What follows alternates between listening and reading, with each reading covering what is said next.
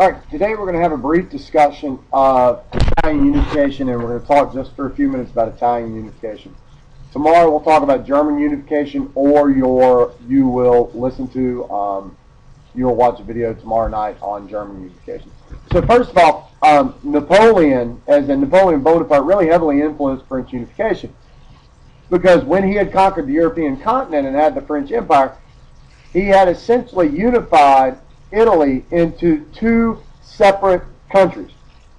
One obviously was under his control, but the other was under the control of one of his kinfolk, and so he gave the French, or rather the Italians, a sense of unity. Well, emerging during the age of Metternich after the Congress of Vienna was something called the Risorgimento Movement. Risorgimento meant resurgence, and it was similar to the Renaissance in that it was a renewed sense of Italian pride and nationalism. The leader of this Risorgimento movement was a man named Giuseppe Mazzini, and he led a movement called the Young Italy movement. And what the Young Italy movement was meant to encourage pride in Italy, and it was also meant to encourage democratic revolution and liberal reform throughout Italy. Just as the other states had their own democratic and liberal reform, Italy has theirs as well.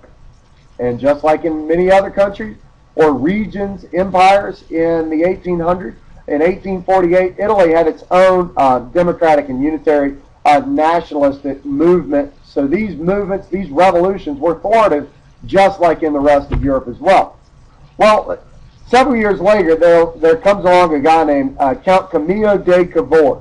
And this guy is the Italian Prime Minister for King Victor Emmanuel II of Sardinia. And his Prime Minister, this guy, Count Camillo de Cavour, set up a plan that the northern state of Sardinia, the Kingdom of the Two Sardinias, should take the lead in Italian unification.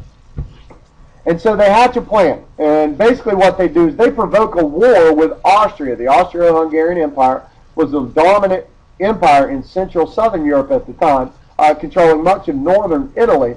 And so they hatch a plan, and they convince Napoleon III, or Louis Napoleon as he's called, to join with him. So in 1859, they launched what's called the Austrian War. And Napoleon says, yeah, I got your back, because the Sardinians knew that there's no way that they could take on the large Austrian Empire without his help. Well, the problem is everything goes fine, except for the fact that Napoleon ends up backing out of the treaty and signing his own and settling the war with Austria on his own. And so that's kind of the problem with it. However, this does help and does begin Italian unification. France ends up getting Nice and Savoy, two provinces that I'll show you on a map on the next page. Sardinia ends up gaining a couple of places in this war in 1859.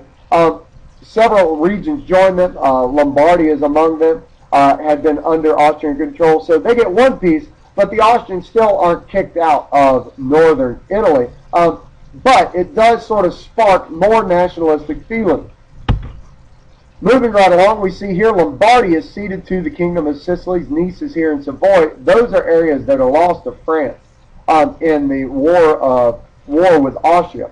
Well, Cavour and Victor Emmanuel are not satisfied, and so what they do is they meet up with a guy named Giuseppe Garibaldi. Giuseppe Garibaldi was a patriot, an Italian nationalist who had been exiled to America, kicked out of the continent by the Austrian king, and he said, no, you can't go back, you got to get out. Well, Cavour smuggled him back into the country, and what he does is he ended up launching a Redshirt Invasion. And what he does is he and his red shirt army, they're called red shirts because of the uniforms they wear, invade through Sicily, and they work their way north.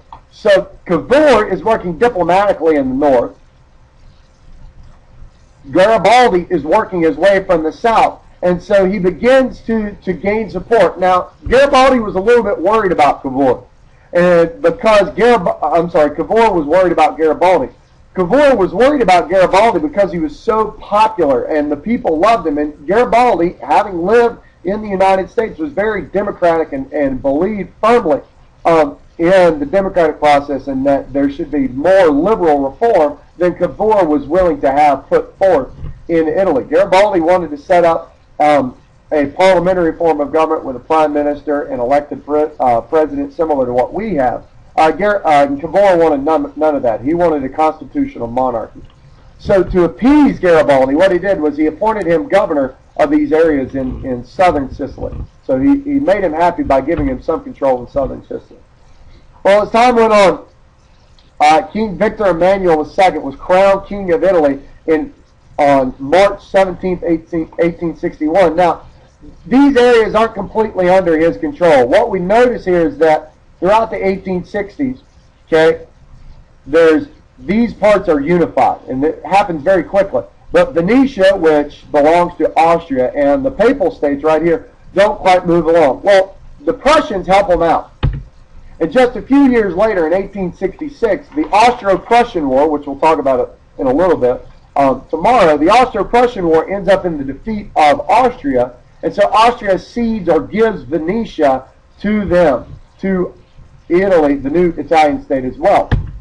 And finally, on September 2nd, 1870, the entire continent of Italy is united. The Papal States give way, and the Papal States say, all right, so we are now going to join with the Italian unity government. We're all going to join together. And now the capital of Italy is moved to the ancient city of Rome, its ancient capital long, long ago. So now that we've got a unified Italy, there are a couple of problems with it. One, yes, it is unified, but they still have a very weak government. The monarch in Italy is not very strong. He does not have absolute power, obviously, but he's also not quite strong enough, even under their new liberal constitution, to execute some of the laws that are made.